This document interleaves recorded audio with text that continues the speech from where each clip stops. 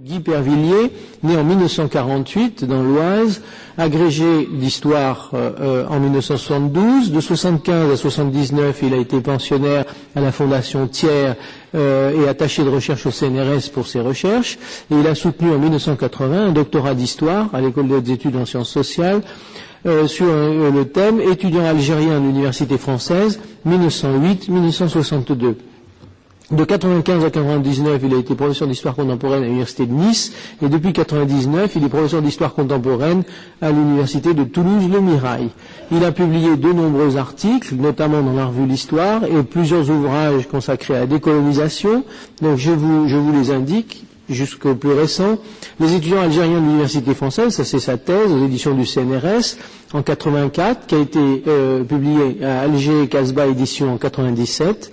De l'Empire français à la décolonisation, chez Hachette en 1991, 1962, la paix en Algérie, à la documentation française en 1992, l'Europe et l'Afrique de 1914 à 1974, texte politique sur la décolonisation à Paris, chez Offris, en 99, Alger, 1940-1962, une ville en guerre, ouvrage collectif, par Jean-Jacques Jordi et Guy Pervilliers, et va paraître tout à fait sous peu, dans la quinzaine, une synthèse pour une histoire de la guerre d'Algérie en mars 2002, donc aux éditions Picard. Donc je lui laisse la parole pour une cinquantaine de minutes. Ensuite il y aura les questions. J'insiste sur une chose compte tenu de l'expérience de la semaine dernière, elle n'était d'ailleurs pas bien malheureuse, mais c'est que je demande instamment aux personnes du public de s'en tenir à des questions et non pas à l'expression de leurs états d'âme qui, je comprends très bien qu'ils soient lourds et parfois chargés, mais je veux dire, nous sommes ici pour poser des questions et nous apprécierons tous que vous en teniez à des questions. Merci. Bon. Bien. Alors, je vous remercie pour votre initiative et pour votre invitation, et je vais donc essayer de vous présenter le sujet prévu, terrorisme et guérilla, de la Toussaint Rouge à la tragédie des Harkis. La guerre d'Algérie est trop souvent considérée d'une manière unilatérale. Il convient, au contraire, si on veut la comprendre historiquement, d'analyser l'interdépendance, l'interaction des comportements des deux camps et l'engrenage des violences qui en est résulté. Qui a commencé? Incontestablement le FLN, par son insurrection du 1er novembre 1954. Et ses chefs ont d'ailleurs clairement revendiqué la responsabilité de leur initiative. Il n'en est pas moins vrai qu'ils la considéraient comme une riposte nécessaire à la violence et à l'injustice du régime colonial établi par la force depuis 1830 et à l'impossibilité démontrée d'une émancipation pacifique par la voie légale. Mais la recherche du premier responsable de la première violence est vaine. Alors, sans remonter jusqu'à la bataille de Poitiers, rappelons que la violence était endémique en Afrique du Nord depuis de nombreux siècles et que les méthodes répressives du général Bugeaud n'avaient en rien aggravé celles des pouvoirs musulmans traditionnels. Alors, on pourrait me faire néanmoins une objection plus sérieuse, à savoir que la guerre d'Algérie aurait commencé le 8 mai 1945 par une féroce répression colonialiste d'un mouvement revendicatif pacifique du peuple algérien. Alors cette objection est davantage valable, mais il faudrait fortement nuancer les idées reçues à ce sujet, en particulier le projet insurrectionnel des nationalistes algériens, au moins d'une partie d'entre eux, était nettement antérieur au 8 mai 1945. Il avait été conçu dès 1938 par une fraction du Parti du peuple algérien. Et dès le mois d'août 1941, les services de renseignement français signalaient un état d'esprit pré-insurrectionnel dans la région de Sétif. Enfin, on ne comprend rien à ce qui s'est passé si l'on ignore que les autorités françaises étaient absolument persuadées que le Parti du peuple algérien clandestin préparait une insurrection.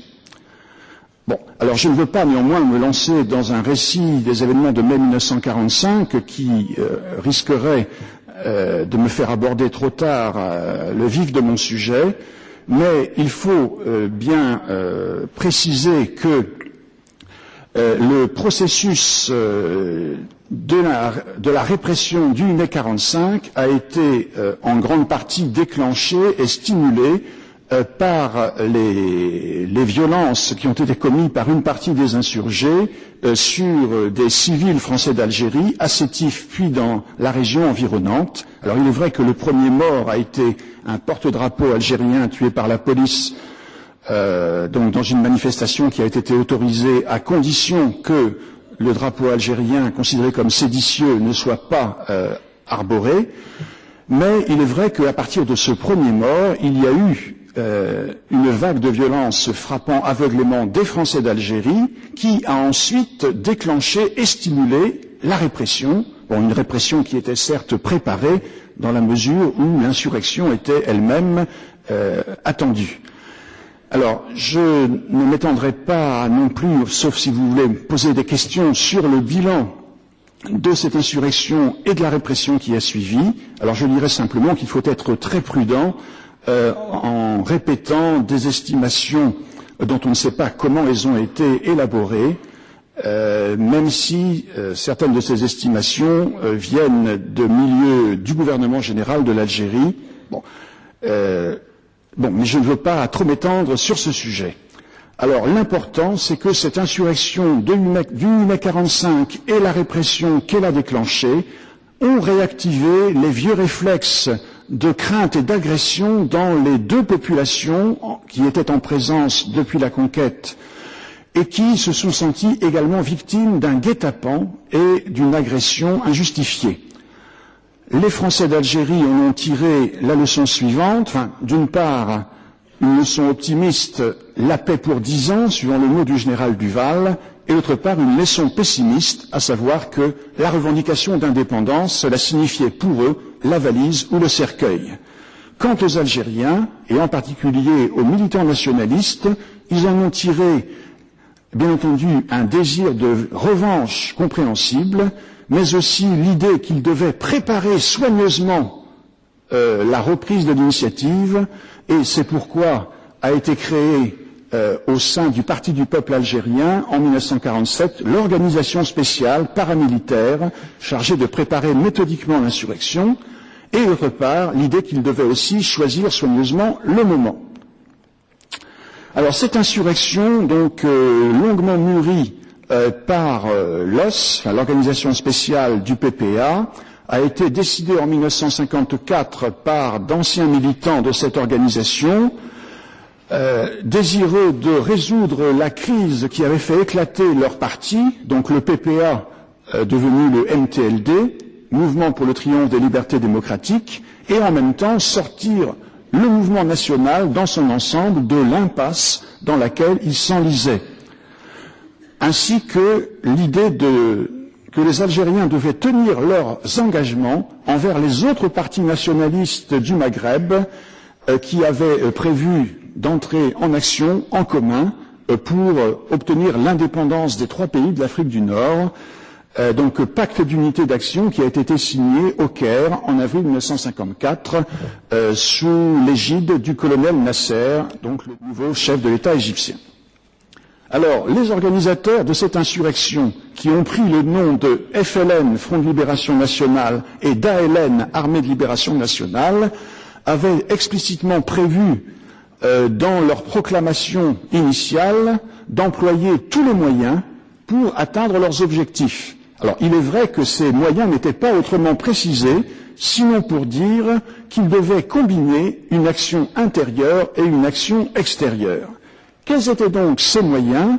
Nous pouvons les résumer, pour le moment, à 2 termes, la guérilla et le terrorisme. La guérilla, c'est-à-dire l'attaque par surprise du faible contre le fort, donc il s'agit d'une forme de combat au sens traditionnel du mot, mais un combat par définition inégal.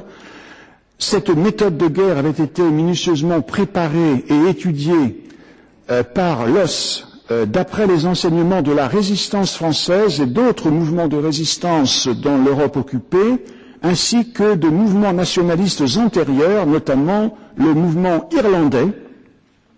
Mais il n'y avait pas, contrairement à une idée très répandue, d'imitation systématique et délibérée d'un prétendu modèle indochinois de la guerre révolutionnaire ou subversive, pas donc d'imitation systématique de méthodes de révolutionnaires marxistes-léninistes, appliquées notamment par Mao Tse-tung en Chine et par le Viet Minh au Vietnam.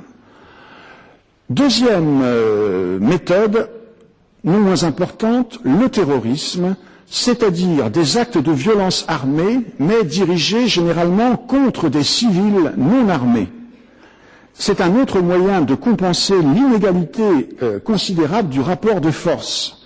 Donc un moyen pour le faible de frapper le fort, là où il ne se garde pas, puisqu'il s'agit d'une population non armée.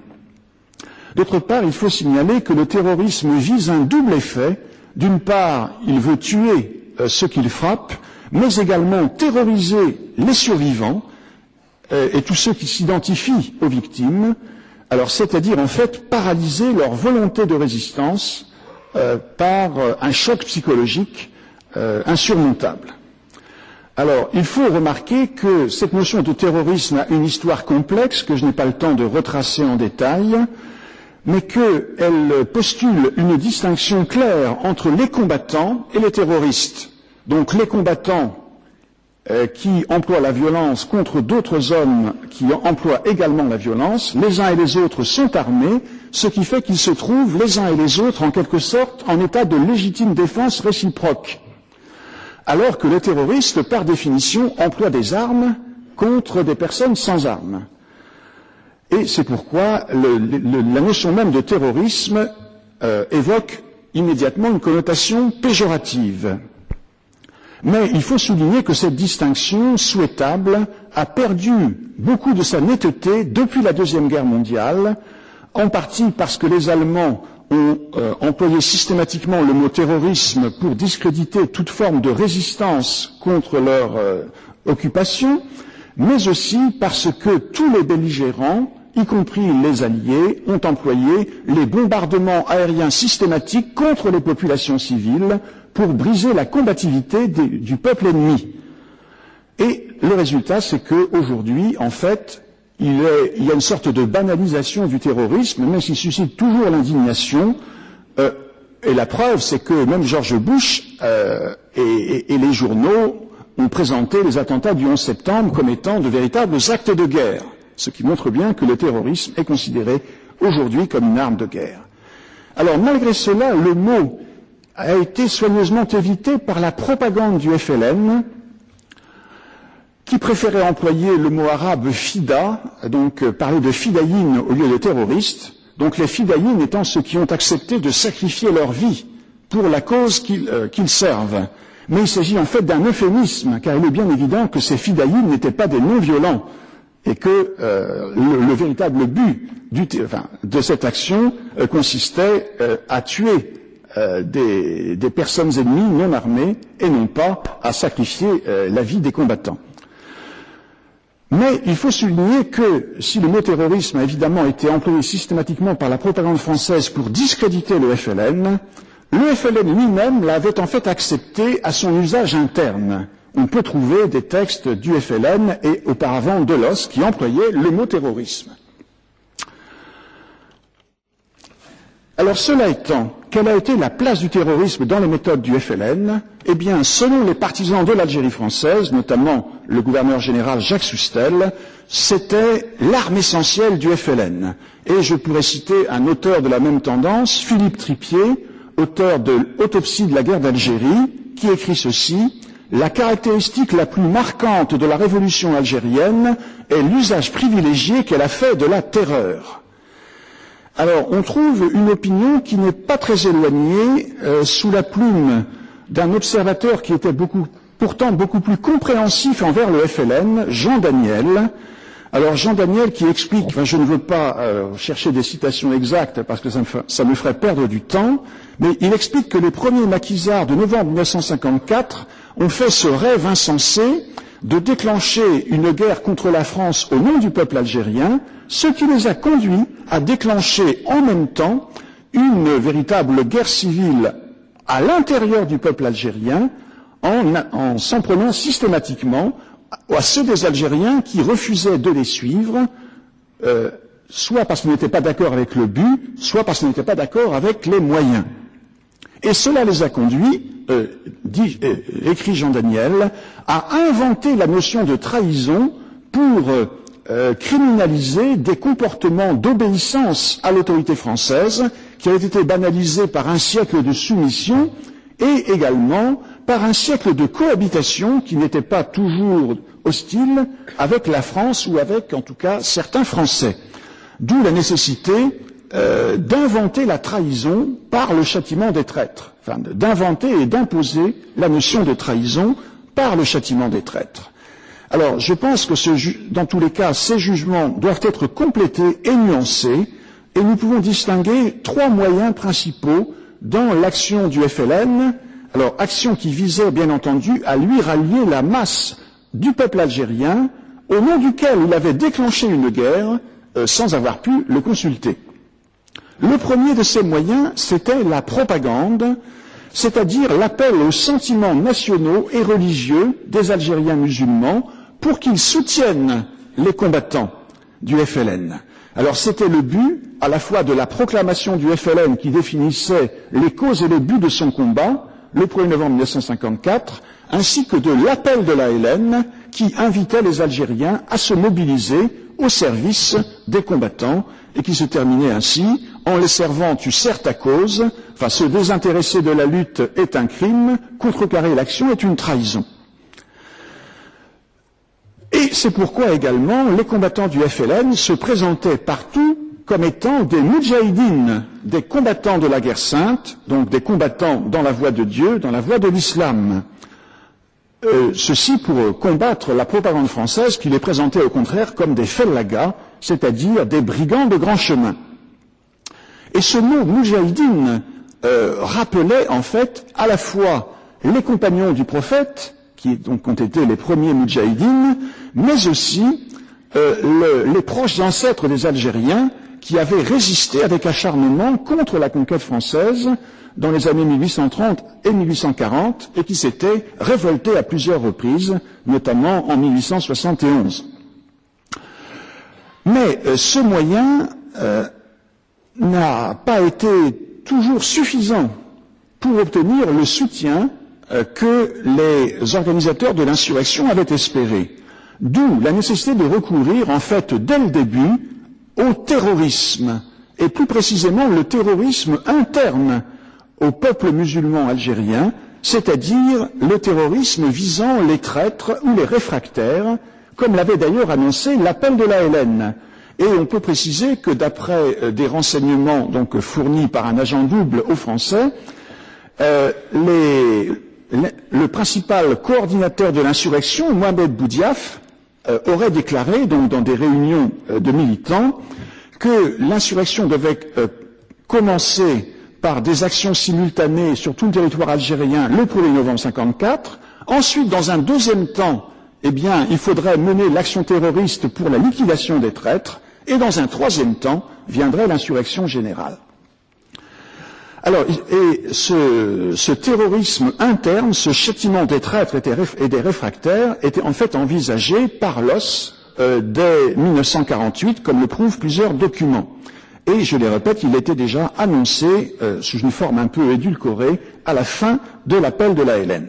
Alors, ce châtiment des traîtres était d'abord une nécessité militaire pour permettre aux combattants de l'ALN d'échapper à la répression en gagnant la bataille du renseignement, c'est-à-dire priver l'administration française, l'armée et la police de tout renseignement, en éliminant tous les mouchards, et d'autre part, gagner la bataille de la propagande, justement pour éviter que la population considère les rebelles comme des fellagas, comme des brigands.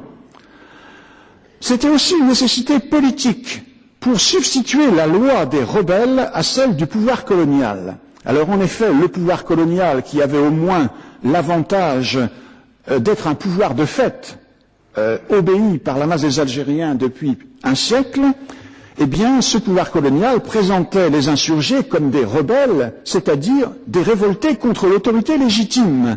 Il fallait donc inverser la légitimité et prouver par des actes que la légitimité était celle des Moudjahidines et que donc ceux qui s'opposaient à eux, c'était eux, les véritables rebelles.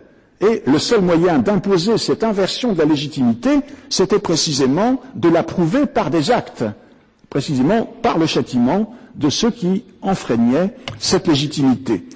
Et enfin, troisièmement, c'était une nécessité religieuse, dans la mesure où le FLN avait choisi d'instrumentaliser la religion musulmane en présentant son action comme un djihad.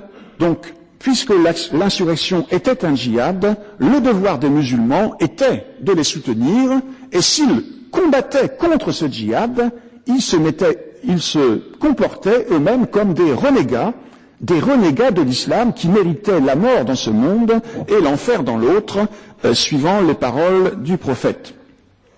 Et il faut dire que cette instrumentalisation de l'islam n'était pas une nouveauté, puisque un siècle plus tôt, c'était exactement ainsi qu'avait procédé l'émir Abdelkader, qui avait obtenu une fatwa d'ouléma marocain pour dire précisément que ceux qui se mettaient du côté des Français contre lui étaient des renégats et méritaient la mort.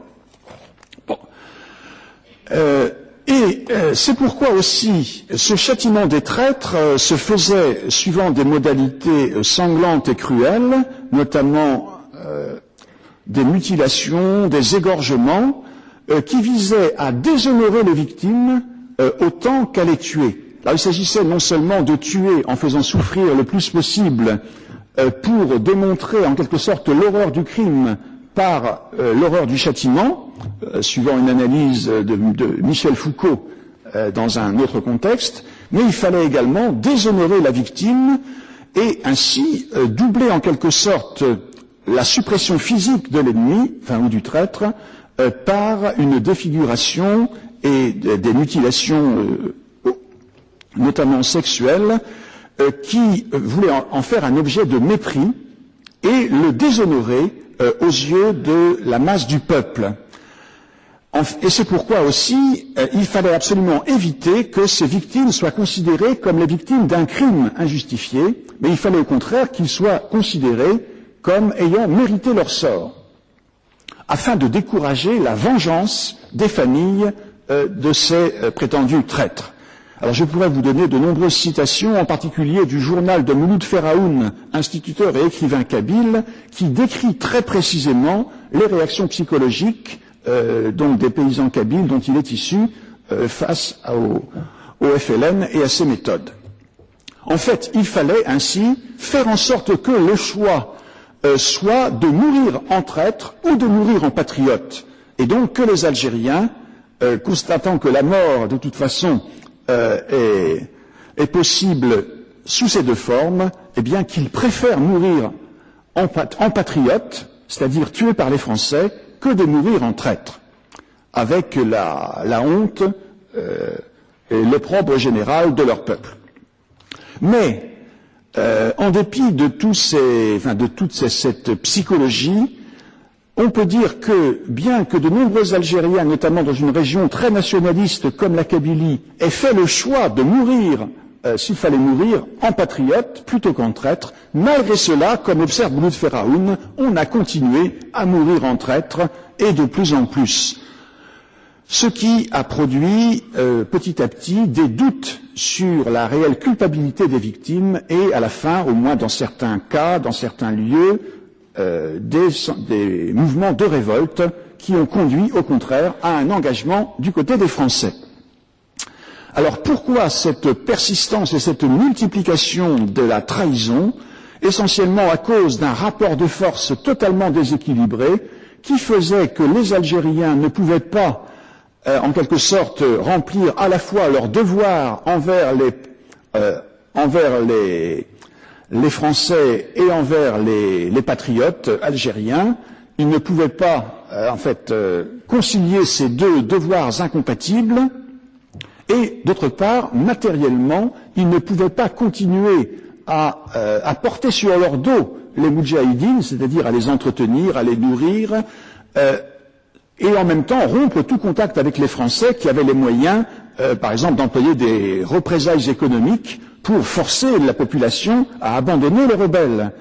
Donc, tôt ou tard, il était inévitable qu'une partie croissante des Algériens passe soit à la trahison, soit à la résistance passive contre les exigences des moudjahidines ou rebelles, comme on voudra les appeler. Et d'autant plus qu'en même temps, le FLN anticipait en quelque sorte ce processus inévitable, voire provoquait lui-même la trahison en instrumentalisant le châtiment des traîtres pour en faire une épreuve initiatique afin de tester la force de motivation des volontaires qui voulaient rejoindre la LN et afin de les compromettre irrévocablement. Et on pourrait citer à ce propos un tract du chef politique du FLN d'Alger, Aban Ramdan, qui disait ceci, en décembre 1955, « Chaque patriote se fera un devoir d'abattre son traître ». D'où on peut conclure que le nombre des traîtres doit nécessairement égaler celui des patriotes. Alors, il est vrai que les plus hauts responsables du FLN ont pris conscience du danger d'aboutir non pas à une unanimité nationale, mais à une guerre civile, à une coupure en deux du peuple algérien, et c'est pourquoi il y a eu en 1956 plusieurs tentatives de limiter, de codifier l'usage de la violence. On la trouve notamment dans El Moudjahid, l'organe du FLN publié par Aban à Alger en 1956, ainsi que dans le procès-verbal et dans les directives politiques du Congrès de la Soummam, qui a réuni les chefs du FLN de l'intérieur en août et septembre 1956. Et c'est aussi pourquoi, même si cela peut paraître à première vue contradictoire, le FLN a été conduit à ajouter à ce terrorisme interne un terrorisme externe qui visait les Français, et non seulement les militaires ou les policiers ou les colonialistes qui agissaient contre les insurgés, mais aussi souvent n'importe quel Français pris au hasard dans une embuscade ou tué par des bombes à retardement posées dans des lieux publics des quartiers européens. Alors, cela n'a pas été une décision initiale. En effet, il semble, d'après certains témoignages, que les organisateurs du 1er novembre n'avaient pas ordonné de s'en prendre à n'importe quel Français civil, même s'il y a eu effectivement plusieurs Français d'Algérie qui ont été tués le 1er novembre 1954. Leur nombre n'est pas tel qu'on puisse y voir la preuve d'une volonté de terrorisme anti-français, d'autant plus qu'il n'y a eu ensuite aucune victime civile parmi les Français d'Algérie du mois de décembre 1954 au mois d'avril 1955. Mais c'est à partir du mois de mai 1945, et ce n'est peut-être 55, et c'est-à-dire 10 ans après la répression de mai 1945, et ce n'est peut-être pas un hasard, qu'on a vu se multiplier les meurtres de civils français d'Algérie, et dont le nombre a augmenté rapidement, et en particulier le 20 août 1955 dans le nord constantinois, où donc l'ALN a déclenché un soulèvement encadrant des masses de paysans qu'elle a conduit à l'assaut. Alors, à l'assaut non seulement des gendarmeries, des postes de police, des postes militaires français, mais aussi à l'assaut de civils qui ont été massacrés par familles entières, en particulier à la mine de fer d'El Alia, près de Philippeville, et dans une ferme proche de Aïn Abid. Alors pourquoi ce changement qui en fait, je l'ai dit, est antérieur au 20 août 55? Eh bien, plusieurs causes peuvent être envisagées. Très vraisemblablement la vengeance donc contre les victimes de la répression, mais aussi la facilité, car il est plus facile de se venger sur n'importe qui que sur le responsable précis de tel ou tel acte répressif. Et on doit même envisager très sérieusement l'hypothèse d'une provocation délibérée de représailles aveugles par des attentats aveugles. Alors, il y a de bonnes raisons de le supposer. Alors, d'abord, le 20 août 55, donc dans le nord constantinois, est donc une action qui a été décidée au niveau de l'organisation régionale, donc qu'on n'appelait pas encore les wilayas mais c'est ce qui est devenu la Wilaya 2, donc celle du nord constantinois. Cette décision donc d'insurrection et de massacre sans quartier a été prise quelques mois après les consignes répressives draconiennes qui ont été données à l'armée française par les chefs militaires, c'est-à-dire le commandant en chef interarmée, le général Cherrière, et le commandant de la division du Constantinois, le général Allard, avec l'accord tout à fait formel du gouverneur général Jacques Soustel et du ministre de l'Intérieur Maurice Bourgès-Monoury. Et ces consignes draconiennes, qui disaient notamment « Tout rebelle pris les armes à la main doit être tué », ou châtié sur place, mais c'était la même chose, ainsi que l'ordre d'ouvrir le feu systématiquement sur les fuyards, donc considérés par là même comme suspects, et également sur les évadés, et enfin la responsabilité collective donc des populations qui ne pouvaient pas ne pas être complices d'un sabotage ou d'un attentat, eh bien toutes ces mesures extrêmement graves, qui en fait traduisaient une notion juridique oublier celle de hors-la-loi, c'est-à-dire la suspension de toutes les garanties légales contre ceux qui défiaient les lois par leur rébellion, eh bien, ces consignes se trouvent non seulement rapportées par des témoignages, mais également par des documents, notamment la directive numéro 11 du général Allard, datée du 19 juin 1955, et qui a été généralisée par le gouvernement, donc le gouvernement présidé par Edgar Faure, donc pour être appliqué dans toute l'Algérie le 1er juillet 1955. On comprend que l'application de ces consignes est inspirée des désirs de vengeance, mais il y a aussi des témoignages de bonnes sources qui disent que le chef donc de la wilaya du nord constantinois, Zirout Youssef, était en même temps très inquiet du découragement du peuple frappé par la répression, et il avait peur que l'insurrection s'écroule à la suite de cette très violente répression, et c'est pour cela qu'il aurait décidé de relancer l'insurrection et d'en faire un processus irréversible en décourageant toute velléité de retourner en arrière par la soumission aux Français. D'où cette décision de provoquer par des massacres aveugles et horribles des représailles aveugles. Et d'après non seulement des témoignages dont certains ont défrayé la chronique récemment, mais aussi d'après des documents d'archives, il semble bien que cette provocation calculée est tout à fait réussie. Et que, effectivement, comme de nombreux observateurs l'ont dit, à partir de là, eh bien, la guerre d'Algérie a atteint un tournant irréversible, le point de non-retour. Deuxième exemple, la généralisation de cette stratégie de provocation à partir de décisions prises par le chef politique du FLN d'Alger, Abane Ramdan. Alors c'est pourtant lui, Abane, qui avait critiqué la sauvagerie des actes commis par les insurgés du 20 août 1955, tout en l'excusant d'ailleurs par la vengeance de populations poussées à bout par la répression. Mais c'est pourtant lui qui a pris la responsabilité d'une escalade, d'une surenchère de la violence.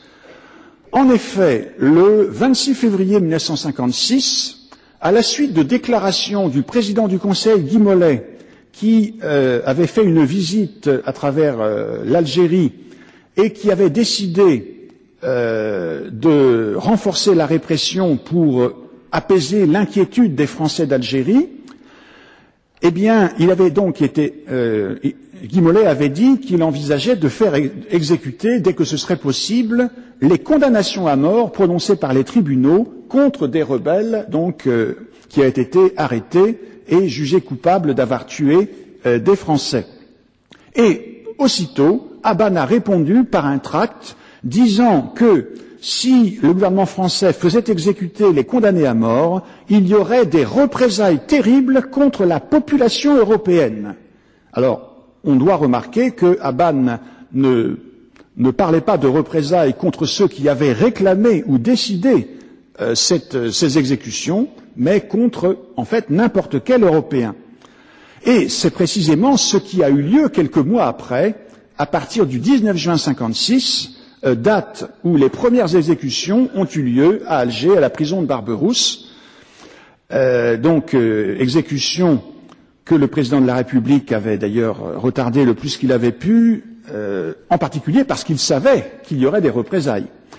Mais ces exécutions ont lieu et, selon le récit d'Yves Courrière, Aban aurait répondu donc aussitôt par un tract disant que pour un patriote algérien guillotiné, il y aurait 100 Français abattus, et il aurait donné l'ordre donc à ses commandos de choc de s'en prendre à n'importe quel Européen de 18 à je ne sais plus, de 18 à 50 ans, ou à peu près, enfin je n'ai plus les détails en tête, pas d'enfants, pas de pas d'enfants, pas de femmes, pas de vieux, mais c'était la seule limite qu'il donnait à ces attentats.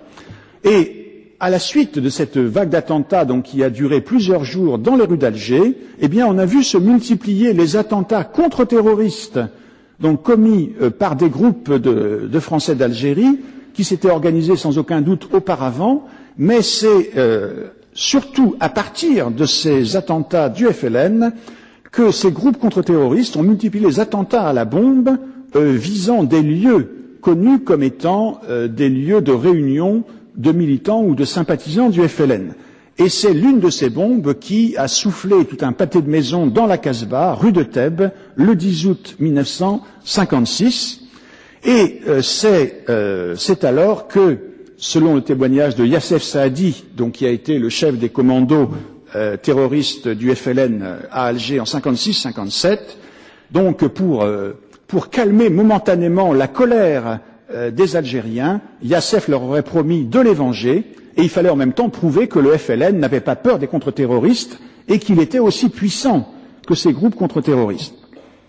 Mais devons-nous voir là un enchaînement fortuit d'initiatives et de ripostes, comme l'a cru Mohamed Harbi, ou bien, au contraire, de l'acceptation consciente et délibérée d'un engrenage répressif. Alors, j'emprunte cette idée à un biographe algérien d'Aban Ramdan, Khalfa Mameri, qui n'est certainement pas hostile à son héros, mais qui, se fondant sur le témoignage de témoins autorisés, membres du FLN, prête à Aban Ramdan une stratégie délibérée qu'il appelle l'accélération voulue de la répression, afin de faire en sorte que la répression frappant n'importe quel Algérien, tous les Algériens se rassemblent autour du FLN. Et c'est pourquoi aussi la décision prise n'a pas concerné uniquement Alger, elle a été appliquée en fait à partir de la fin septembre dans toutes les villes de toute l'Algérie. Ainsi, un deuxième seuil décisif a été franchi dans la généralisation d'une violence systématique et sans limite. Ce fut un échec pour les très rares Français d'Algérie qui avaient rejoint le FLN en espérant ainsi éviter une guerre de race et de religion. Et le résultat, ce fut que pour la masse des Français d'Algérie, plus que jamais, l'indépendance signifiait la valise ou le cercueil. Alors, peut-on dire pour autant que les résultats ont été pour le FLN aussi positifs qu'il l'espérait, c'est-à-dire que, à partir de là, il a rassemblé sans difficulté la masse des Algériens autour de lui? Il ne me semble pas, et en fait, le FLN a suscité par ses méthodes des oppositions qui ont fait de la guerre d'Algérie une guerre civile entre Algériens autant qu'une guerre entre deux peuples différents. On doit parler d'abord de l'opposition du MNA, qui a donné lieu à une véritable guerre civile entre nationalistes algériens, qui avaient en principe le même but, mais qui, en fait, avec un désaccord proprement politique, moins sur les méthodes employées, car même si Messali Hadj a dit qu'il condamnait le terrorisme du FLN, il s'agissait surtout d'un désaccord sur la légitimité de la direction politique du soulèvement, Messali Hadj se considérant comme le seul chef légitime du mouvement national algérien, d'ailleurs nom qu'il avait donné à son nouveau parti fondé après la dissolution du MTLD, donc le MNA, Mouvement national algérien. Et au contraire, il accusait les fondateurs du FLN d'avoir eu partie liée dès le début avec ses ennemis, les centralistes, les partisans du comité central du MTLD, d'autant plus qu'effectivement le FLN avait accueilli dans son sein les centralistes ainsi que deux autres partis nationalistes modérés qui étaient l'association des oulémas et l'Union démocratique du manifeste algérien de Ferhat Abbas. Alors le résultat, ce fut une guerre fratricide qui s'est déclenchée, semble-t-il, à l'initiative du MNA en métropole, parce que c'est là qu'il était de beaucoup le plus fort, et aussi, vraisemblablement, à l'initiative du FLN en Algérie, parce que c'est là que se trouvait au départ l'essentiel de sa force. Le résultat, ce fut le massacre des 300 habitants du village de Mechta Kasba, près de Melouza, donc sur les hauts plateaux au sud d'Alger, par le FLN, qui précipita une alliance tactique entre le chef messaliste Bellounis, qui avait donc un maquis dans le sud algérois, et l'armée française, alliance qui d'ailleurs n'a duré qu'un peu plus d'un an et qui s'est terminée par la liquidation de Bellounis par les Français. Et ce fut également, en conséquence, la liquidation des cadres messalistes par la Fédération de France du FLN en quelques mois, à l'automne 1957, qui aboutit à la mainmise presque totale du FLN sur les Algériens vivant en France. Alors, dans tous les cas, le bilan de cette guerre fratricide fut très lourd, et il eut également un impact psychologique désastreux sur l'image des Algériens aux yeux de l'opinion publique française.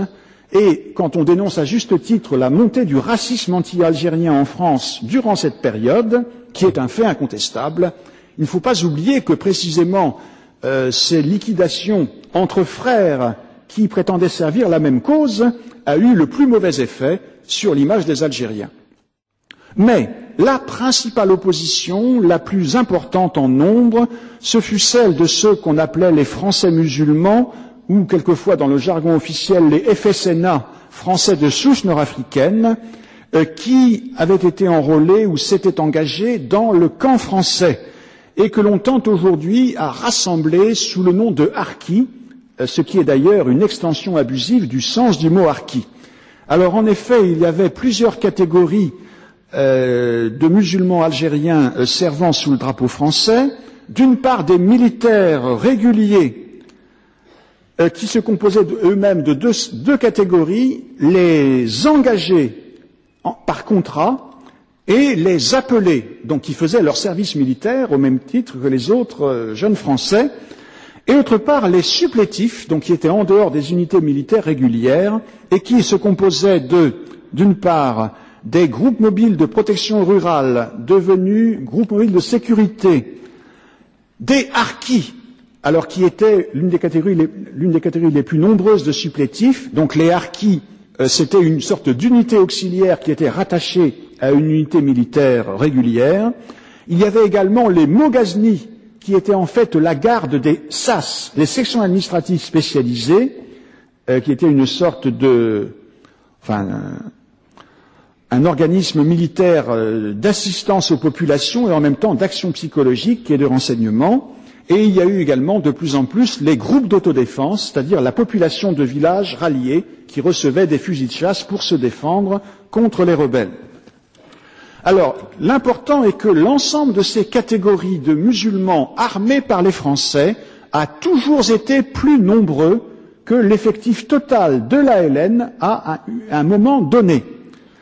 Et il semble, même si l'interprétation des statistiques, des archives est parfois délicate, que le nombre total de musulmans armés par la France est culminé, alors suivant les historiens qui ont étudié la question, à 180 000, selon Charles-Robert Ageron, ou à 210 000, selon le général Maurice Fèvre, fin 60, début 61, c'est-à-dire à peu près 5 ou 6 fois que les effectifs de l'ALN, au moins à l'intérieur de l'Algérie, tels que le deuxième bureau français les estimait. Mais ce constat d'un énorme déséquilibre doit être interprété avec prudence, car il faut également tenir compte du fait que l'ALN a eu jusqu'au cessez-le-feu des pertes beaucoup plus lourdes que l'armée française et donc que les soldats et supplétifs musulmans de l'armée française. Et malgré ces lourdes pertes, eh bien, on constate que l'ALN n'a pas disparu, même si elle a été considérablement affaiblie, et même si le rapport entre les pertes des deux camps a été voisin de 10 contre 1, donc au détriment de l'ALN, entre 1957 et 1960. Ce qui veut dire que, en fait, l'ALN a plusieurs fois reconstitué ses effectifs et qu'elle avait donc des réserves. Et c'est pourquoi il semble que, en fin de compte, il faille comparer plutôt les effectifs globaux de tous ceux qui ont servi dans un camp ou dans l'autre durant toute la guerre. Alors, c'est-à-dire que, étant donné que le taux de renouvellement était beaucoup moins fort et moins rapide du côté français que de l'autre côté, on peut conclure qu'il y a eu vraisemblablement des ordres de grandeur équivalents. Alors, en particulier, si on ajoute toutefois à un recensement qui a été fait en 1974 par le ministère algérien des anciens Moudjahidines et qui a donc trouvé un effectif total pour l'ensemble du FLN-ALN, c'est-à-dire à la fois l'organisation politique et l'organisation militaire, un total de 336 748 militants et combattants, parmi lesquels 152 863 auraient été tués. Ainsi, l'équivalence approximative des ordres de grandeur permet de conclure à une situation de guerre civile. Alors, nous devons également, et je vois que le temps presse, nous pencher plus rapidement sur la signification de ces engagements, sur leur motivation et sur le degré d'efficacité de ce qu'on appelle globalement les harkis. Nous nous trouvons en fait devant des images du harki tout à fait contradictoires qui sont fondées sur la généralisation de cas particuliers. Alors d'un côté, il y a la vision du général de Gaulle et des partisans de sa politique. De Gaulle a qualifié les harkis d'un magma qui n'a servi à rien, c'est-à-dire donc des soldats faiblement motivés et faiblement combatifs. Et le général Buis, qui a été donc l'un des militaires qui ont servi sa politique en étant convaincu de son bien fondé, a dit qu'il pensait que la plupart des harkis avaient un pied dans la rébellion, étant donné que les familles étaient souvent divisées, et donc en fait il y avait assez souvent des renseignements, voire des munitions qui étaient fournies par les harkis à des rebelles. Mais une autre image, celle qui est encore officielle en Algérie, voit dans les harkis des traîtres abominables, tortionnaires et bourreaux de leurs frères, qui donc ont bien mérité leur châtiment. Et enfin, dernière image, celle diffusée par les partisans de l'Algérie française et défenseurs des harkis, des patriotes français exemplaires, qui ont été non pas des traîtres mais des fidèles et qui ont précisément été punis pour leur fidélité, parce qu'ils ont été trahis par l'ingrate patrie française. Alors, je pense que pour essayer de nous faire une idée même très approximative de l'importance de ces diverses motivations, alors je pourrais citer ce que m'a dit le colonel Schoen quand je suis allé le voir au début de mes recherches dans les années 70. Donc le colonel Schoen, qui était l'ancien chef du service des liaisons nord-africaines, qui était donc un service de renseignement politique et sur l'évolution de l'état d'esprit des musulmans, et dont le fils, officier de SAS, a été tué par le FLN. Et il avait donc, après sa retraite, consacré son temps à venir en aide aux harkis qui s'étaient réfugiés en France. Alors, d'après lui, on peut classer leur motivation principale comme ceci, par ordre de fréquence décroissante. D'abord, la solde, qui, même si elle était modique, était un avantage non négligeable dans des régions pauvres et surpeuplées, où les conditions de vie s'étaient encore détériorées pendant la guerre, ce qui d'ailleurs ne suffit pas à les considérer comme des mercenaires, bien entendu. Et donc à l'attrait de la solde pour faire vivre une famille s'ajoutait aussi, pour ceux qui avaient le choix, le fait qu'il y avait moins de risques à courir en étant harkis qu'en gagnant le maquis, étant donné le très grand déséquilibre des pertes. Et on peut même dire que dans certains cas, selon certains témoignages, des pressions des autorités françaises ont en fait conduit à s'engager des hommes qui en fait n'avaient pas vraiment envie de prendre parti. Alors dans tous les cas, on voit qu'une grande partie des harkis en fait se sont engagés pour des motivations tout à fait élémentaires, c'est-à-dire ne pas mourir de faim ni de mort violente.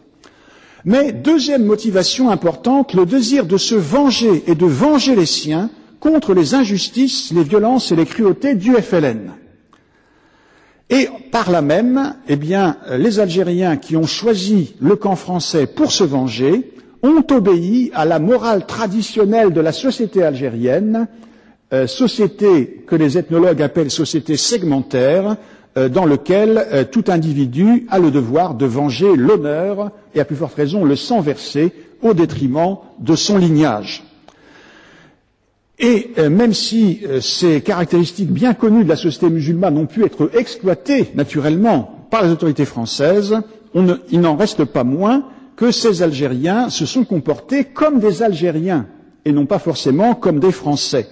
Et leur attitude n'exclut pas nécessairement qu'ils n'aient pas commencé par soutenir sincèrement le FLN, comme le montre notamment le témoignage de Mohand Amoumou, auteur d'une thèse sur la motivation des harkis, et même un livre du général Fèvre, Un village de harkis, qui décrit le cas particulier d'une certaine région. Bon. Et enfin, on peut dire que parmi ceux qui ont pris parti contre le FLN par vengeance, il y a un certain nombre de ralliés qui effectivement avaient d'abord combattu dans la LN et qui ont changé de camp pour des motivations qui ne m'appartient pas de juger et qui peuvent être honorables ou non, suivant les cas. Bon. Et dans tous les cas, même si ce désir de vengeance a pu conduire à des abus, la responsabilité en incombe avant tout à leurs chefs qui les ont incités à le faire ou qui les ont laissés faire. Et enfin, dernière motivation, la fidélité envers les Français ou envers la France, qui n'est pas nécessairement synonyme d'un sentiment d'être français, mais qui implique au moins l'idée d'un devoir de fidélité envers le drapeau français ou envers certains Français avec qui on avait des relations personnelles qui n'étaient pas forcément des relations d'hostilité. Et c'est en fait le résultat d'un siècle de cohabitation qui fait que l'Algérie de 1954 n'était plus exactement celle de 1830. Et pouvons-nous, en tant que Français, leur reprocher d'avoir refusé de trahir la France ou de trahir des Français? Bon. Alors, toujours est-il que, je dois terminer maintenant très vite, ces harkis qui avaient été recrutés systématiquement par les autorités françaises, à la fois pour faciliter la lutte contre l'ALN et pour, en même temps, ébranler la légitimité du FLN, eh bien, ces harkis sont devenus encombrants à partir du moment où le gouvernement français a changé de politique et a décidé de négocier avec le FLN, en acceptant le principe de l'indépendance et en acceptant, dans les faits, de transmettre le pouvoir au FLN à travers des formules de transition. Alors c'est alors qu'il a été décidé, pour des raisons politiques, de démobiliser tous ces supplétifs qui devenaient embarrassants, en leur laissant plusieurs options, et de les désarmer pour que leurs armes ne puissent pas servir ni au FLN, ni à l'OAS, qui était la menace de l'époque. Bon. Et ces harkis, enfin au sens large du mot, ont été laissés en Algérie sous la seule protection de la déclaration des garanties des accords d'Évian qui promettait l'impunité pour tous les actes commis en liaison avec le problème algérien du 1er novembre 1954 jusqu'à la date du cessez-le-feu. Et il se trouve que ces promesses ont été violées par les Algériens ou par des Algériens. Il semble que l'on doive parler d'une duplicité du FLN dans la mesure où le GPRA n'avait jamais renoncé à son postulat suivant lequel il incarnait l'État algérien et où l'État algérien redeviendrait totalement souverain à partir du moment où la France aurait reconnu son indépendance. Et d'autre part, on sait qu'une partie du FLN, notamment l'état-major général de l'ALN, dirigé par le colonel Boumedienne, et la Wilaya 5, avait en fait donné des consignes pour tenir la liste des traîtres afin d'en tirer vengeance après l'indépendance. On sait aussi que le gouvernement français a une attitude extrêmement restrictive et qu'il a refusé d'envisager la seule solution qui aurait été efficace, c'est-à-dire le repli préventif de la masse des harkis avec leurs familles, pour diverses raisons, dont la principale a été que le général de Gaulle ne considérait pas les harkis comme des vrais Français et qu'il considérait que leur place était en Algérie. Ce qui ne veut pas dire qu'il avait prémédité de les y faire exterminer, mais simplement il espérait que les vengeances n'auraient qu'un temps et que le bon sens reprendrait rapidement ses droits, si l'on peut dire. Alors, cet espoir optimiste a été largement démenti, mais le bilan exact de ces massacres est extrêmement difficile à dresser, et je n'en dirai pas plus, sauf si vous voulez me poser des questions. Alors, je terminerai en rappelant que les Français d'Algérie ont, dans leur masse, refusé de croire aux promesses du FLN, et en ce sens, on peut dire que, dans la mesure où ils ont participé militairement ou autrement à la lutte contre le FLN, on peut parler aussi d'une sorte de guerre civile entre Algériens au sens large, donc une guerre peut-être pas entre compatriotes au vrai sens du mot, mais au moins entre voisins, ce qui n'est pas la même chose qu'une guerre entre deux peuples géographiquement séparés. Mais ce fut aussi une guerre civile entre Français, dans la mesure où la masse des Français d'Algérie a refusé d'accepter le revirement de la politique française, que d'ailleurs elle a pressenti très tôt, puisque dès le début de 56, on constatait une évolution rapide des gouvernements, des forces politiques et de l'opinion publique métropolitaine, ce qui explique que les Français d'Algérie aient participé à de nombreux mouvements de manifestations au bord de la légalité, voire dans l'illégalité, des épreuves de force récurrentes contre la volonté du pouvoir légal et de la métropole, épreuves de force attachées à des dates telles que le 6 février 56, le 13 mai 58, le 24 janvier 60, décembre 60, le putsch des généraux et enfin l'action de l'OAS en 61 et 62.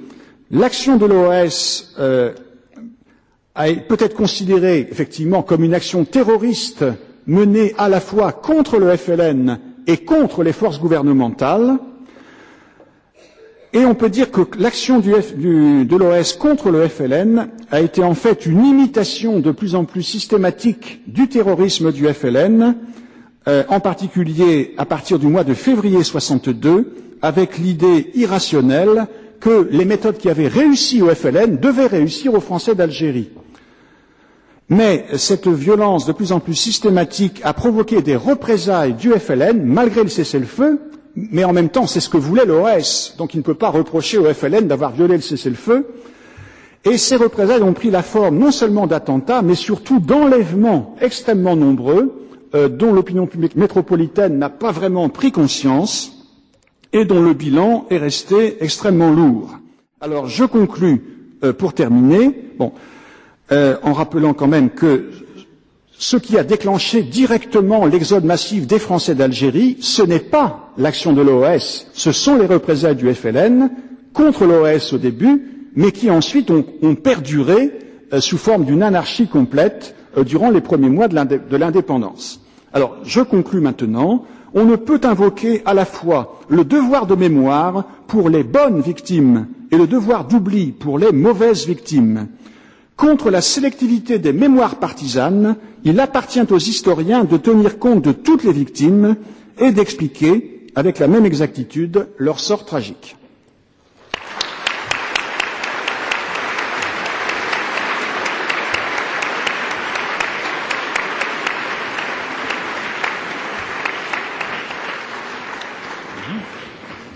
Bien, un peu de lumière et on va passer aux questions. Dès qu'on en aura vu une.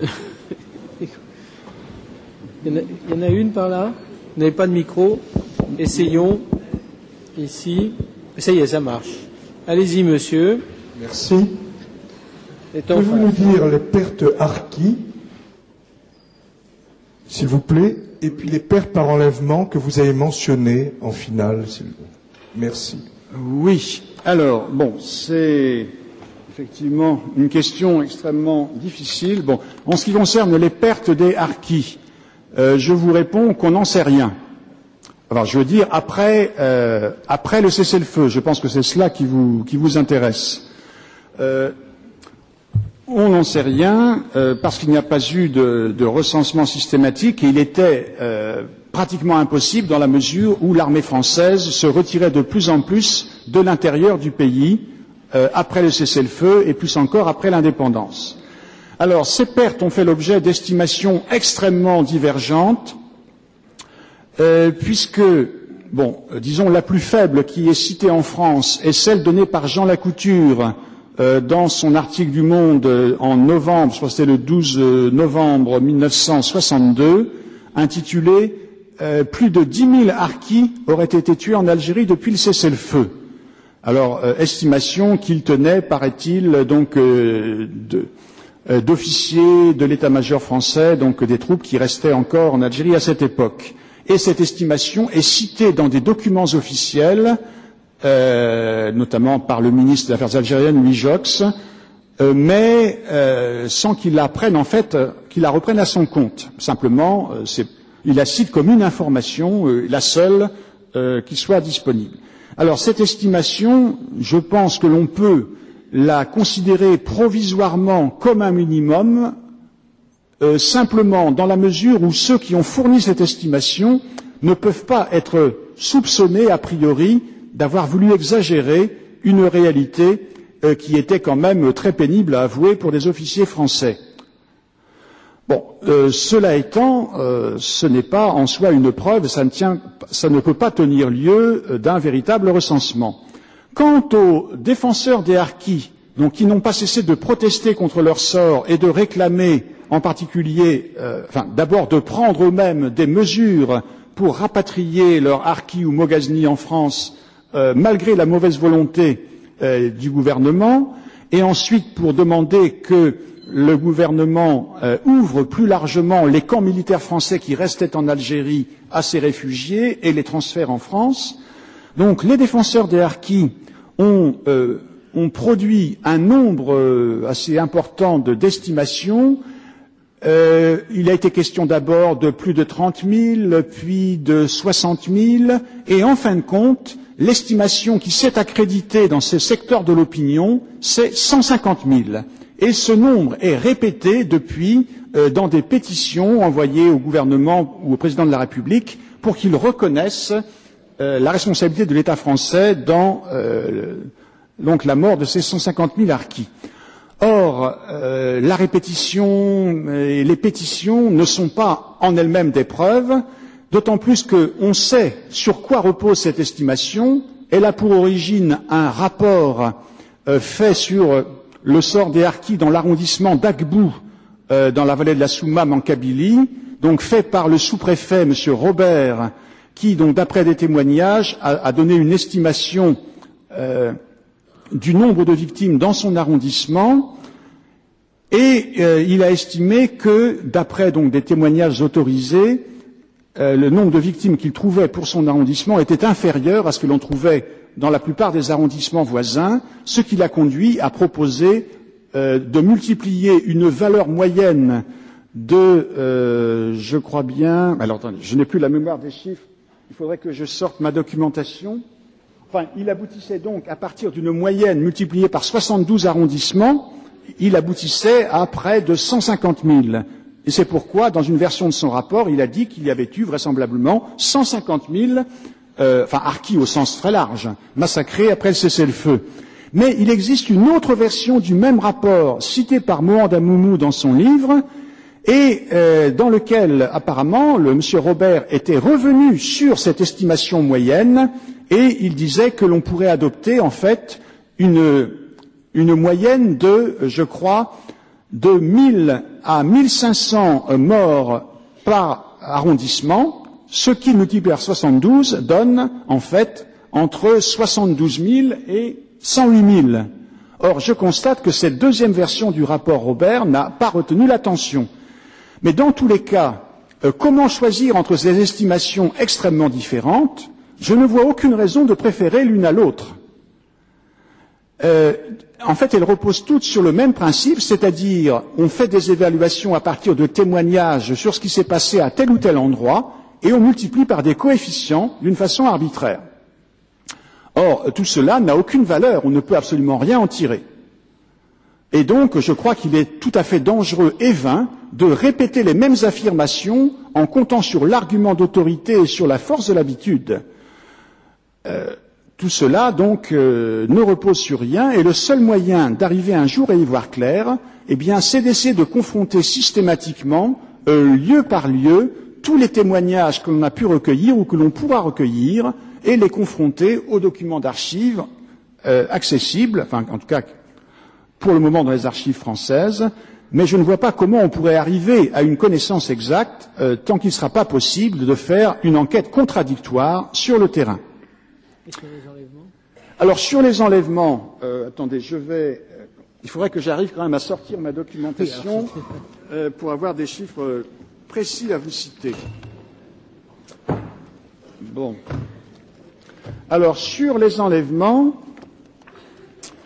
il y a une divergence, également entre les bilans officiels qui ont l'avantage d'être reconnus par le gouvernement, qui là encore n'a pas du tout intérêt à exagérer, car ce sont des nombres qui l'accusent, et les affirmations d'associations de défense des familles des disparus. Bon. Alors, dès que je retrouve ma page, je vous les donne.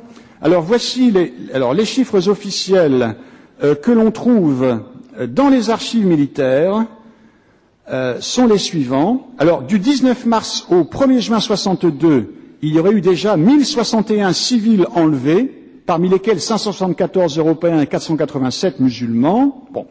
Alors, le nombre des civils européens seulement enlevés depuis le 19 mars 62 atteignait 1107 au 30 juin, 2943 au 31 décembre 62 et 3098 au 30 avril 63.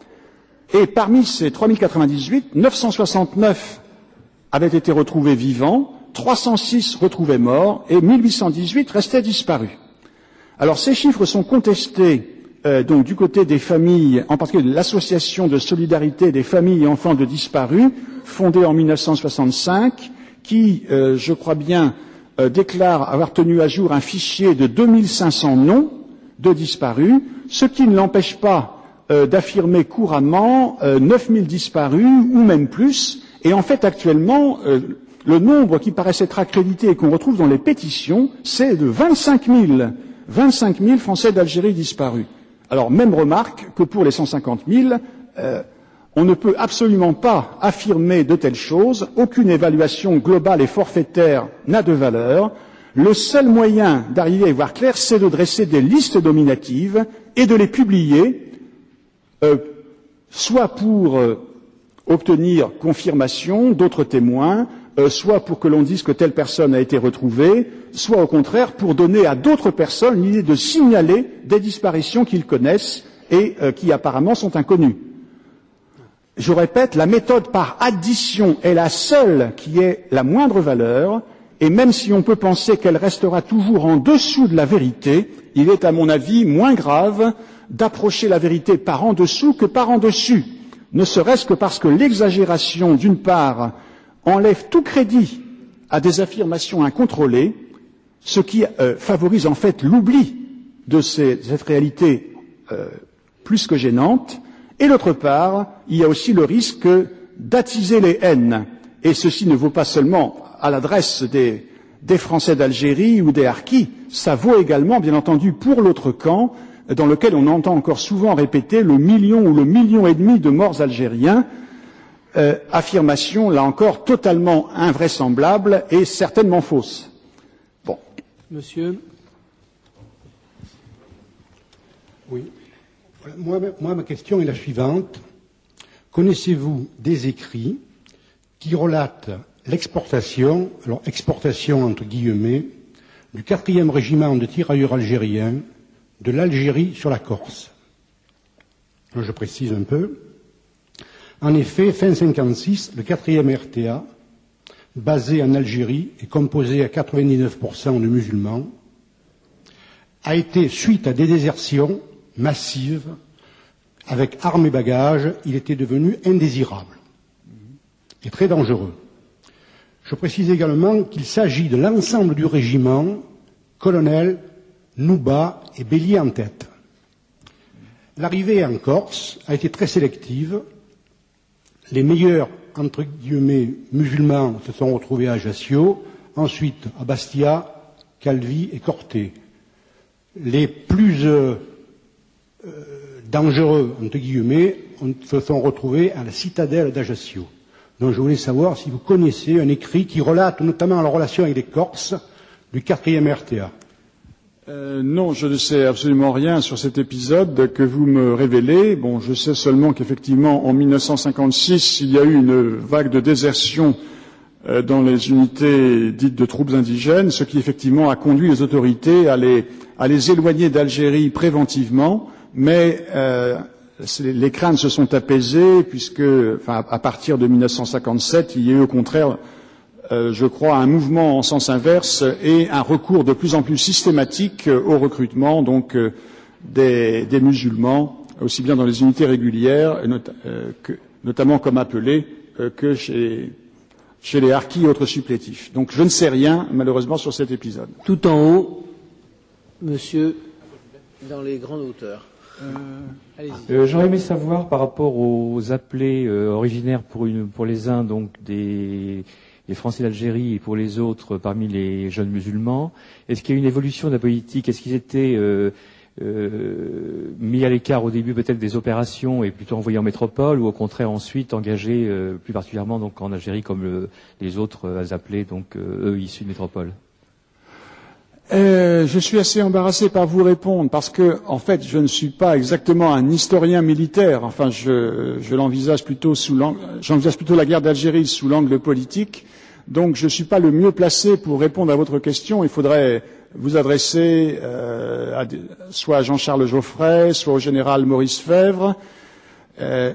Et à mon avis, il y a eu évidemment une évolution. Enfin, je pense que d'une façon générale, il y a eu une tendance à intensifier le recrutement, notamment des appelés musulmans. Je l'ai dit en partie, donc pour raison que j'ai dites, c'est-à-dire contester la représentativité du FLN, mais aussi de plus en plus, surtout à partir de 1959, pour pallier l'arrivée des classes creuses. Donc les appelés métropolitains faisant leur service militaire en Algérie devenaient automatiquement de moins en moins nombreux à partir de 59 parce que les naissances ont fortement diminué pendant la Deuxième Guerre mondiale, d'où la tendance à intensifier le recrutement des soldats et des supplétifs musulmans pour éviter de devoir augmenter la durée du service militaire des appelés métropolitains, mesure qui aurait certainement été très impopulaire. C'est tout ce que je peux vous dire sur ce point. Excusez-moi. Ici, monsieur. J'ai réitéré ma question de la semaine dernière. J'ai toujours pas d'informations. Je suis là. Je n'ai toujours pas d'informations sur la main rouge. Et je voudrais savoir pourquoi vous n'en avez pas parlé. Vous parlez effectivement de la violence du côté FLN, mais vous ne parlez pas de la violence du côté français. Merci beaucoup. J'en ai pas parlé. J'aurais dû en parler. À la fin, mais c'est le temps qui m'a manqué. Dans la mesure où, ce que vous appelez la main rouge, en fait, ça correspond à deux choses tout à fait différentes. En fait, c'est un mythe qui, je crois, est apparu d'abord en Tunisie et au Maroc. Donc, il s'agit en fait de groupes contre-terroristes qui étaient formés par des Français d'Afrique du Nord et dont la philosophie simpliste était la loi du talion, œil pour œil, dent pour dent. Donc, rendons-leur tout ce qu'ils nous font. Et ces groupes contre-terroristes ont également existé en Algérie et ils recrutaient également, non seulement parmi des civils ordinaires, mais également parmi des policiers, ce qui évidemment donnait une certaine précision à leur cible. Mais d'autre part, le mythe de la main rouge c'est aussi un mythe pour camoufler toute autre chose, c'est-à-dire les activités du SDEC contre les militants, les sympathisants du FLN, contre leurs amis étrangers, notamment contre les trafiquants d'armes, et de nombreux attentats commis en dehors de la métropole, attribués à la Main Rouge, étaient en fait des opérations de services secrets. On le sait par différents témoignages, notamment les livres de Constantin Melnik, ceux de Raymond Muel et d'autres. Donc il y a Main Rouge et Main Rouge. On va prendre encore 3 ou 4 questions. Donc en haut, il y en a une tout en haut. J'ai mal au pied. Bonsoir tout le monde. Je vous remercie pour votre exposé. Avant de poser mes 4 questions, j'aurais aimé rendre un hommage à les harkis qui ont joué un rôle capital durant la guerre. Et je vais commencer par une petite citation. Non, s'il vous plaît, une question, il y en a d'autres après vous. La révolution a été préparée par des génies, exécutée par des innocents et profitée par des lâches. Pour mes questions, pourquoi ces harkis sont pas protégés par la France? Ma deuxième question, pourquoi leurs dawas sont reconnus timidement? Ma troisième question, est-ce que la France a honte de ces hommes? Ma quatrième question, pourquoi la France ne fait rien pour que ces hommes rentrent dans leur pays? Et merci. Voilà. Merci. Oui, je vais essayer de répondre, mais je ne sais pas si je pourrais. Pourquoi n'ont-ils pas été protégés par la France? Enfin, je l'ai dit trop rapidement. Bon, il y a donc le fait est que le gouvernement français a refusé la seule solution qui aurait pu être efficace, c'est-à-dire le rapatriement préventif avec les familles, et il a préféré obtenir une promesse formelle d'amnistie, d'impunité totale en Algérie, dont l'application dépendait totalement de la volonté et de la bonne volonté du futur gouvernement algérien. Alors pourquoi a-t-il refusé ces solutions et pourquoi également s'est-il opposé au rapatriement organisé par des officiers en dehors de la voie hiérarchique et contre cette politique restrictive officielle? Eh bien, la première raison, c'est que, alors premièrement, le gouvernement, après avoir signé les accords d'Évian, ne voulait pas donner l'impression qu'il ne croyait pas lui-même à la valeur des promesses signées par le FLN. Deuxièmement, il a eu peur, semble-t-il, que les officiers qui prenaient l'initiative de transporter leur harki ou leur moghazni en France le fassent non pas pour les sauver, mais pour transférer des futurs recrues de l'OAS. Donc c'était la crainte de l'utilisation des harkis pour l'OAS. Par l'OS. Crainte largement mythique, car en fait la participation de harkis ou d'anciens harkis à l'OS a été tout à fait marginale, ce n'était que des cas individuels, et les harkis en unité constituée, aucune n'a rejoint l'OS. Il faut rappeler en particulier l'échec du maquis de Louarsenis, pour lequel le général Salan et les chefs de l'OS comptaient sur la participation des harkis du Bachaga Boualem, qui a refusé de les suivre, et d'ailleurs, enfin, il n'est pas question de l'en blâmer, bon, ce qui lui a permis de bénéficier d'un rapatriement organisé par les autorités militaires bien avant les autres. Alors, et surtout, dernière raison, la plus importante, je l'ai dit, c'est que, aux yeux du général de Gaulle, les harkis n'étaient pas des vrais Français, c'étaient des Algériens musulmans dont la place était en Algérie. Alors sans doute n'avait-il pas une grande considération pour eux, cela paraît évident d'après les propos qu'il a tenus sur leur compte, mais fondamentalement cela vient du fait qu'il considérait que ces hommes étaient des Algériens comme les autres par leurs origines sociales, par leur caractère socio et culturel. Ils n'étaient pas plus francisés que les autres, ils ne parlaient ni plus le français que les autres, c'étaient des Algériens qu'un engrenage avait conduit à s'engager du côté français et non pas du côté du FLN. Et c'est pourquoi il a dit, notamment dans des conseils de ministres, en présence d'Alain Perfit qui a noté ses propos, que les musulmans ne peuvent pas venir en France en tant que rapatriés, enfin, les harkis, ce ne peuvent être que des réfugiés. mais pour qu'ils puissent venir en France en tant que réfugiés, il faut qu'ils y courent des dangers, enfin qu'ils courent des dangers en Algérie. Alors effectivement, vous pouvez constater, comme moi, qu'il en a fallu beaucoup de dangers pour leur ouvrir les portes de la métropole. Voilà, et sinon, il est évident qu'il y a eu ensuite une amnésie officielle parce qu'il s'agit d'un drame embarrassant. Il est évident qu'on ne peut pas être fier de cet épisode, d'où effectivement une tendance extrêmement forte à l'occulter pendant très longtemps. Bon, on va passer aux dernières questions, une ici et puis ensuite deux par là. Pouvez-vous établir un parallèle entre la politique menée par le FLN pour obtenir son indépendance et la lutte menée par l'OLP pour obtenir l'évacuation des territoires occupés par Israël? Cette question a déjà été posée la semaine dernière. Hein. Oui. Écoutez, je vais essayer de répondre. Il est évident qu'il y a des ressemblances qui viennent en partie du fait que, alors soit que le FLN a lui-même emprunté ses méthodes en partie à des précédents palestiniens, car il faut rappeler qu'il y a eu une première guérilla palestinienne en 1947-48, avant la proclamation officielle de l'État d'Israël, et il y avait déjà eu, en particulier, une campagne d'attentats à la bombe dans les quartiers juifs de Jérusalem à cette époque. Mais aussi, c'est sans doute parce que les mouvements palestiniens ont cru trouver dans le FLN une source d'inspiration et l'exemple de méthodes légitimes et efficaces, ou si l'on préfère, légitimées par leur succès. Alors ce qui pose la question de savoir si, en fin de compte, ce terrorisme a vraiment été efficace, s'il a vraiment gagné la guerre. Alors, à mon avis, je pense qu'il serait dangereux de tirer des leçons simplistes d'un précédent algérien pour le conflit israélo-palestinien.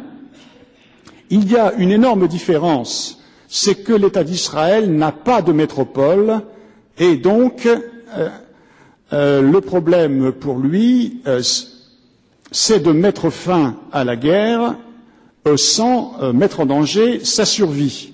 Ce qui pose la question qui est à l'origine de l'échec des négociations de Camp David, la question de confiance. Et en particulier, si Israël avait concédé la formation d'un État palestinien sur la presque totalité des territoires occupés, est-ce que les Palestiniens s'en seraient contentés ou est-ce qu'ils auraient revendiqué le droit au retour de tous les réfugiés dans l'État d'Israël, ce qui aboutirait effectivement à supprimer l'État d'Israël. Or, la grande différence, justement, entre la guerre d'Algérie et ce problème palestinien, c'est que, précisément, il y avait une métropole que les Français d'Algérie ne volaient pas de leurs propres ailes. Et en fin de compte, le gouvernement français, approuvé par la très grande majorité de l'opinion métropolitaine, a décidé de mettre fin à la guerre d'Algérie en acceptant l'indépendance de l'Algérie et le transfert du pouvoir au FLN, mais bien entendu, la masse des Français d'Algérie n'était pas d'accord, parce qu'ils voulaient rester Français en Algérie, et ils ne pouvaient pas accepter de gaieté de cœur, même en échange de promesses formelles, de continuer à vivre en Algérie sous l'autorité de ceux qu'ils avaient considérés jusque-là comme des assassins. Il est évident que ce qui était possible pour les métropolitains ne l'était pas, en tout cas pas aussi facilement, pour les Français d'Algérie. Et c'est là, justement, la différence par rapport au problème israélo-palestinien. Une question, deux questions ici, et puis on terminera. Oui, monsieur le professeur, vous avez eu la gentillesse de me citer. Je voudrais faire une petite remarque concernant les effectifs de l'ALN qui ont été reconstitués. Ils ont été reconstitués, mais en Tunisie et au Maroc, parce que en Algérie, ils ont été peu à peu éliminés par le plan Chal, qui a réduit les effectifs de façon très drastique. Hein. Donc, on ne peut pas dire qu'il a reconstitué ses effectifs. Il a reconstitué d'autres unités qui étaient à l'abri en Tunisie et au Maroc. Bon, ceci, c'était une remarque en passant. Ceci dit, je m'interroge sur la phrase que vous avez attribuée au général de Gaulle, que j'ai citée moi également, ce magma qui n'a servi à rien. Cette phrase, il l'a prononcée en mars ou en avril 1962, c'est-à-dire après les accords d'Évian. Alors, ça veut dire qu'effectivement, il n'avait servi à rien, puisque on avait donné l'Algérie à leurs ennemis. Oui, mais je pense que son opinion était probablement antérieure. Dans tous les cas, ce magma, il l'embarrassait. Il devenait gênant. Enfin.